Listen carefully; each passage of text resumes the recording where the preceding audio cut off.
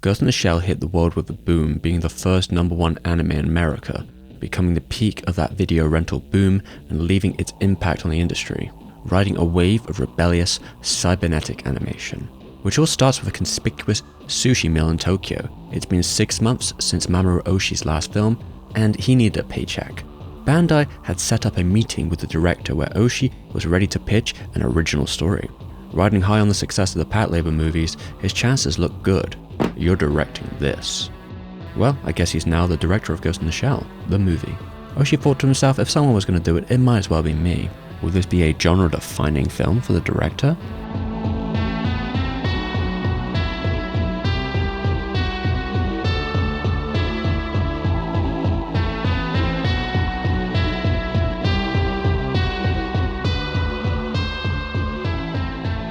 Only made possible through Patreon, please support the series today. Oshii was no stranger to the author Masamune Shirow's work, even recommending Production I.G heads Ghost in the Shell before the project was even on the table for them. Shiro focused on science fiction, dense worlds with heady concepts next to light humor, cyberpunk we could say, ultra-violence and eroticism. It was a combo that made him fairly successful in his own right. His comic fans were international after all, and already being adapted into animation, but no movies. So the question is, how are we going to translate it into the medium? Easier said than done. Ghost in the Shell was full of vibrant imagery of a future present.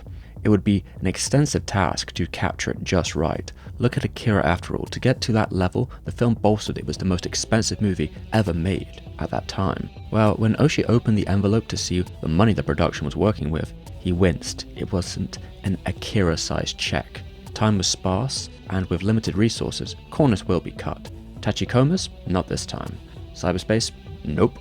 While the original manga focused on Section 9, a special anti-terrorist task force, which often jumped between different missions and sci-fi concepts, Production I.G Ghost in the Shell would focus solely on the Puppet Master case. All we know for certain is this person is on the international most wanted list for crimes including stock manipulation, illegal information gathering, political engineering, several acts of terrorism. Even so, with under 90 minutes, the process of condensing the story into an effective script was not going to be easy. The director read through it about 20 times with his partner Kazunori Ito. Compared to the original, the anime has a quite reflective tone, with a bunch of stylistic changes. Motoko was a completely different character, losing her bite and humour, a muted protagonist defined by a solemn and conflicted mindset. The film has many moments that let the air breathe. The music and the setting do most of the work. Yeah, the beats are there, of the original, dialogue ripped straight from the page, but the context is everything. It is a streamlined version with a pile of Bible quotes on top. Is that faithful? Not exactly. Screenwriter Ito was the line between Shiro and Oshii, and it was his job to broach the subject of change. I asked him to please let me direct the film in my own style, with my own ideas. Shiro actually agreed. He must have been one of those deplorable Oshii fans, an angel's egg one at that. Generally, he was pretty hands-off of his adaptations, but there was one exception to that rule. Black Magic, where Shiro was both storyboarding and giving direction for the animators. It was a crazy video with a lot of personality and killer animation cuts.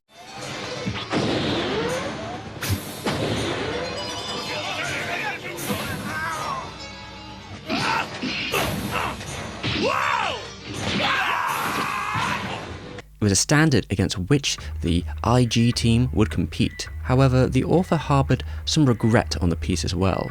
Although the end results were pretty good, well, he thought that the relationship between the team had soured by the end, and that made him reluctant to get involved in future projects. Speaking of staff, there is a few from the studio at Black Magic who ended up on Ghost in the Shell. Say for example, Hiroyuki Okiura, the prior animation director, who's also the character designer here on Ghost in the Shell. The change is stark, leading on from IG's work on Patlabor 2. It increases the push to realistic animation. So one of the other most iconic parts of the manga, the expressive reactions, they were just gone. Instead, there was a real focus on muscle, human anatomy. To dissect the line between machines and humans, the animation needed to be realer than real. That is exactly what the focus was for Nishikubo, the unit director. And that grounding went for everything else in the film. It was going to be a real pain in the ass for whoever was stuck with the animation director role. I didn't have a way to dodge it. It looked like I would have to animate alongside Hiroyuki if I joined up on Oshii's project too, which I was sick of doing.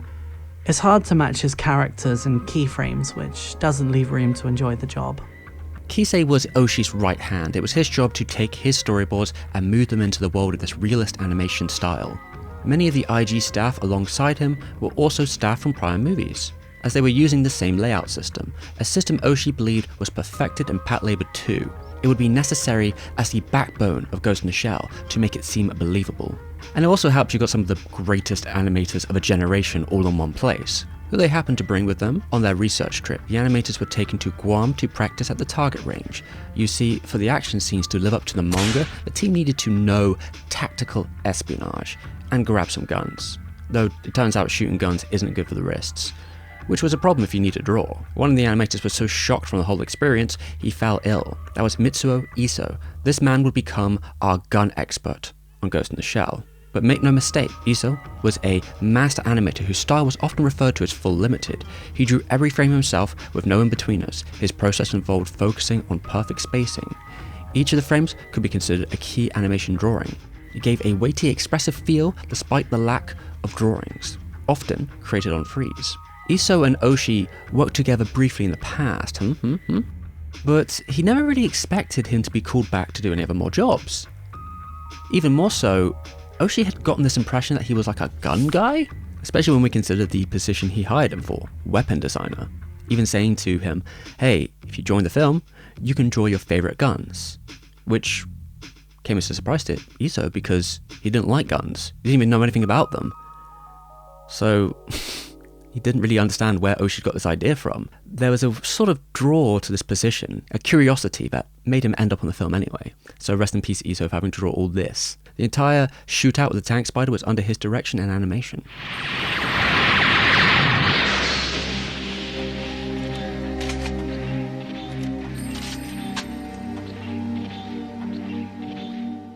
It was common in animation for the way that bullets hit surfaces to be the same, with sparks and streams of cartridges. Here, they broke convention in pursuit of something purer, closer to reality. A great deal of background research was required on the movie. Usually these things are left to convention, especially in areas, say for example like fashion attire, which is why Oshii hired a fashion designer for the film. Now the manga does have its own style, and the major is dripped the hell out with a lot of different outfits, but they wanted to have their own taste for this film, so it went towards something that was a bit more Soviet, a bit more Eastern European, and it's still pretty fire.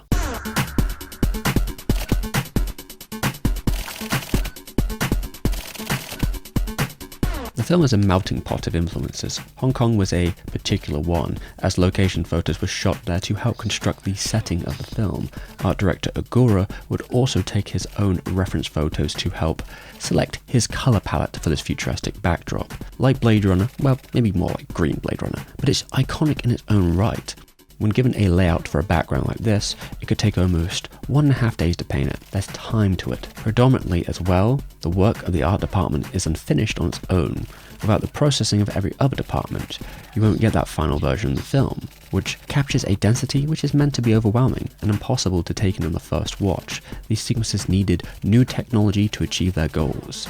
They were already at the edge on the prior movie when it came to the limits of cell animation. So computers were used in all sorts of ways in Ghost in the Shell. 20% of the movie has some kind of computer generated effect over it, merging the line between traditional cell animation and digital works. A digital composite can be layered more times than a piece of plastic.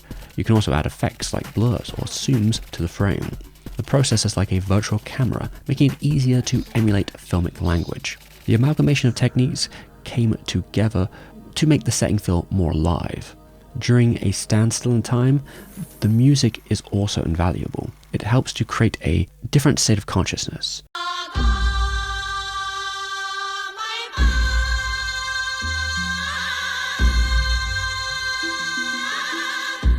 Kawai's soundtrack brought a particular flavour to it all. Most of the high-intensity action scenes keep a cerebral tone orchestrally. Moments of clarity in a storm, you could say. Not to mention, when it becomes the focus, it reinforces the themes of the movie. The river scene uses the same motif as the title sequence. This establishes a connection between the cyborg creation and identity, as Motoko reflects on her doppelgangers throughout the city, that she herself is manufactured. We're going to take a quick break to thank my patrons. This series about Mamoru Oshii is only made possible through them. The last video didn't do as well as I would have preferred, so give this one a like and a share. It's invaluable even if you can't personally support the series in other ways. So a special thanks to Defox Gambaroni, Evan Reeves, Lloyd Miller, Lenny, Tim James Richards, Chunks, Fox Mulder, Paul, Steam's Mum, Systematic, Karen, Doji, Yegor, Vic Boss, DTB, Aleph, Mickey Moon, Pedro Ferreira, Waj, RJ Palmer, Kitty Cat, Oscar Britton, Giorgio, Luger, Ian Laser, Curtis, Alexander, Axel, Sat, and Fury Curry.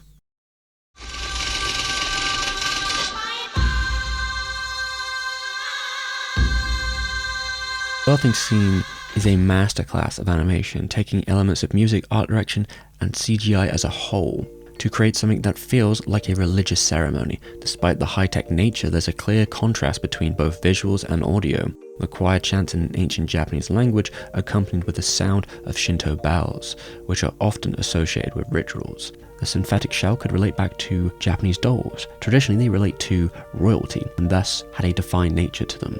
In Shinto beliefs, all things have ghosts within them, a spirit of sorts, even in inanimate objects. In that situation, it stands that a computer program or machine could also have a ghost. What is to be human, and where is the line between machine and flesh? The director Oshii has never hidden his Blade Runner love, but now he was going to be playing with the same concepts, saying you can't move too far from Blade Runner on this subject, seeing it as foundational on this theme in film. Blade Runner shows that the android can be as close to human as possible, that their memories are so real they don't know that they're implanted. Well, in the Ghost in the Shell world, where cyber brains exist, and most people are at least a little augmented, even human memories are no guarantee of reality. Falling back to Baudrillard's hyper-reality, real than real, it is even better than the reality that stands in front of you. That real seems disappointing in comparison. Otoko's body is a clear example. Breaking through conventions, her cyber body is stronger than any man, better in all ways. It can be augmented, and can be whatever it needs to be. A shell reconnected with the divine qualities of the doll, to the point that the Major is beyond any patriarchal concern of the flesh. However, as an employee of the state, there are still strings which hold her down. Her body exists as an extension of Section 9's structure, and also tied to it. Trapped in a system without a sense of identity. Her body is not her own, and she can't trust her existence is real. She cannot leave while retaining her current self, which is defined by things that will be taken away from her. Both the Major and the Puppet Master's bodies were constructed by the same corporation, paralleling each other. Both are trapped within systems and cannot be removed. The Major in herself is a mirror image of the Puppet Master, a sentient program who has free will. What does it mean to be alive when everything is cybernetic? Those lines don't seem to matter anymore. In the future, where so much experience is defined by bodily changes, the Major's ultimate decision is tied to her existential breakdown. To fuse with a program whose gender is never defined, an ambiguous entity with female shell and a masculine voice. Gender as an expression also changes in the cyborg context. In the ease of which things are augmented, the digital space gives freedom to gender expression. You're not held down by material things. This goes back to what is said in the Cyborg Manifesto, that cyborg bodies have an element of post-gender. It is easier to question the norms when nothing in the realm is binary. In the Major fusing with the Puppet Master, there is a metamorphosis that takes place, a divine event, near death, to be reborn in a new body. The manga takes it a step further with the Major's temporary new body being an androgynous male shell. It's a level of transhumanism to it all, a path beyond where the net is vast. So when it comes back to the spiritual readings of the film, we have to go back to the Bible. Now, there are several Bible quotes within the movie, including, "What we see now is like a dim image in a mirror. Then we shall see face to face." Which is actually the next verse from something that the Major says right at the end of the movie. These words are, "When I was a child, my speech, feelings, and thinking were all those of a child. Now that I am a man, I have no more use for childish ways." The Major seems to be responding to something that was said earlier in the film with the context of understanding where it's coming from now. And then the final verse, "And now these three remain, faith, hope, and love, but the greatest of these is love." When you put it all together, she feels like she is beyond the needs of humans. She's past that point in her life now. She understands the context which she didn't before, but also that she perhaps has found some sort of greater attainment of enlightenment through this sort of heavenly body. These themes become somewhat of a mix of the religious and the techno once again. It stands to reason why it became so popular in the academic space, especially from the late 90s onwards. Not only was it a popular video, but there was a lot to chew there, was a lot to dissect, and the film doesn't give you hard answers, so many different interpretations can exist. Now, from Oshii's philosophy, he didn't see much within the film. It was kind of just a job, and one that he considered was, quote, 10 times easier than Pat Labor 2. Well, that might be for him, but I don't think the staff would agree, who had to put a lot of work in to get to that deadline. It was a system which he thought ran like clockwork. Every day he could go out to dinner with the staff, and then they'd head to the arcade and spend a couple hours playing with his colleagues before going home. But those staff would instead not go home, but back to the studio. They'd work all night. There wasn't much time to waste. We've got like a 10-month production here, and 7 months of it was spent chiseling out those layouts, and then they only had 3 months to then fill them out as animation. It all became a bit too much for Kisei, who one day just ran off to the arcades and refused to come back. Oshii followed him, and he said to Kisei, "If I win this match, go back to the studio." Ready, go, Well, KO. Oshii lost the match. He wasn't actually very good at playing a virtual fighter. He often used the same character, the same moves, and was very predictable. Apparently, Oshii had Virtual Fighter on the brain though during the production and cited it for certain fight sequences.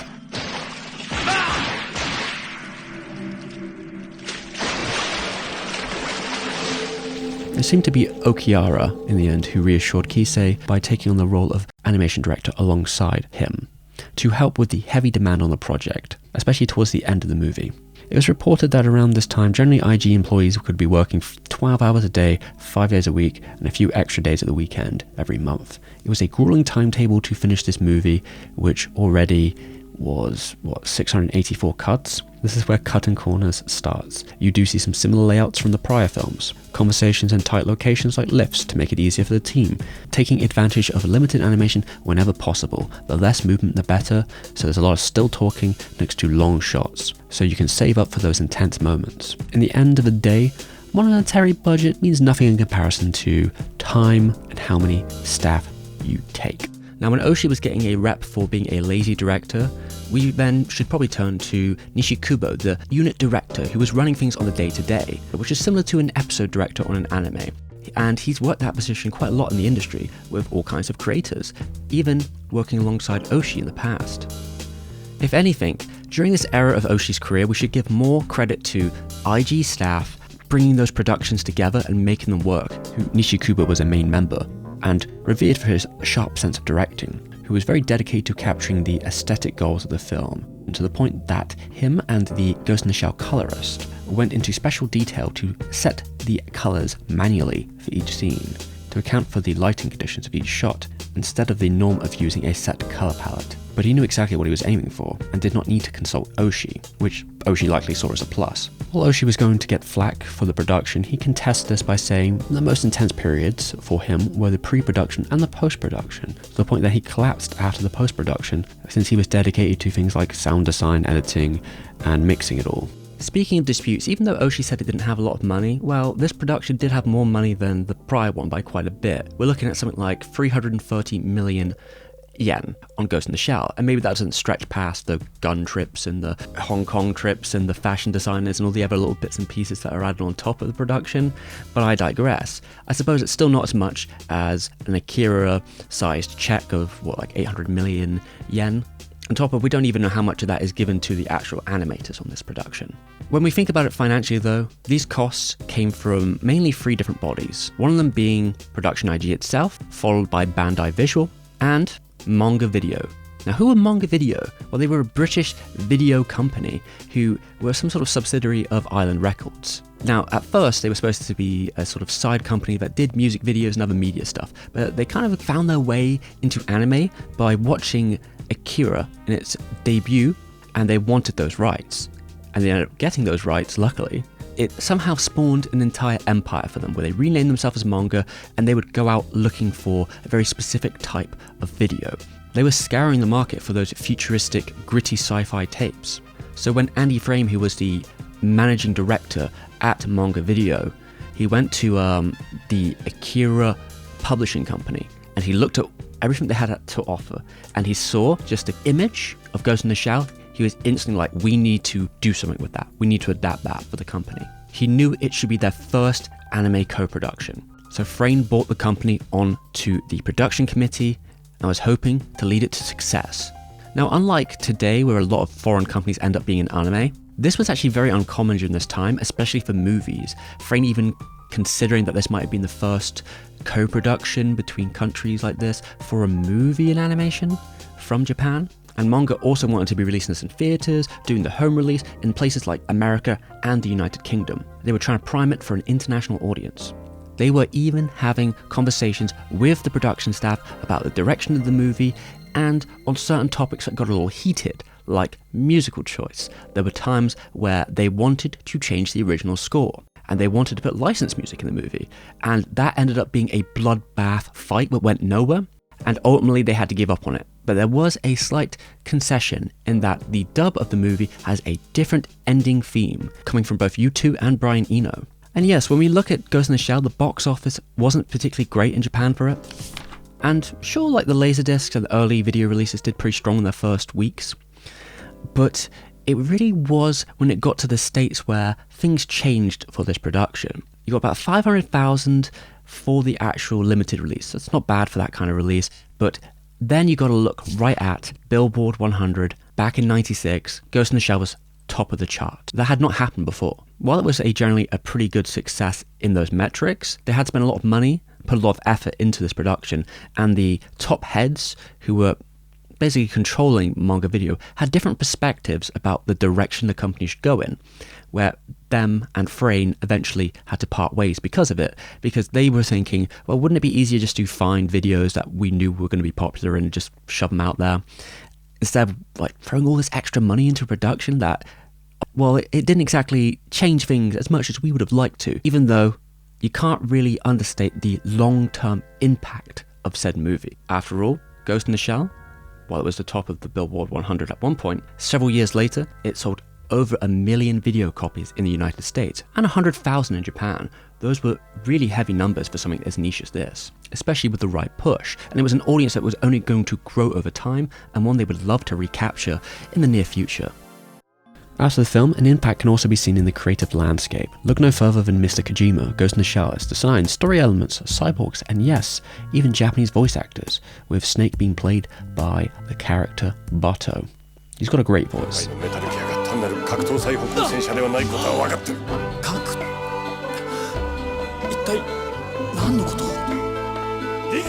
Any video game with cyborgs or sci-fi settings luckily took a few bits of cultural osmosis from it, just like Blade Runner before it, especially on the American side. Even Hollywood paid attention. Look at James Cameron, he was a big fan of Ghost in the Shell, leaving a quote on the video box. There's also The Matrix, where the Wachowskis made it clear what they wanted to do, showing Ghost in the Shell to the Warner execs while pitching the movie. But you don't get much clearer than the Animatrix. Now, Oshii was asked to join, but scheduling conflicts made that impossible. Warner followed interest in anime from the 90s onwards, distributing the live-action Speed Racer, which was a little ahead of its time. And when the studios did make a real live-action Ghost in the Shell, well, that failed too, but the potential was out there. The influence goes beyond Hollywood as well, as the Ghost in the Shell anime was a success in Europe, and a generation who grew up watching those tapes went on to make their own films. If we look at French animation, there's the Mars Express. It's also part of the DNA of later sci-fi anime. I'm sure it had a role in its peers.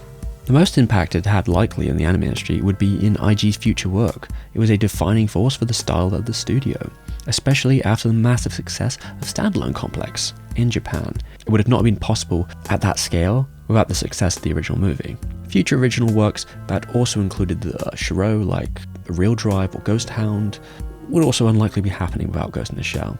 And hell, what about Psychopath? IG just decided to cut out the source material completely out of the equation and said, we're just going to do that cyberpunk cop thing on our own. Did it have an impact on the director Oshii?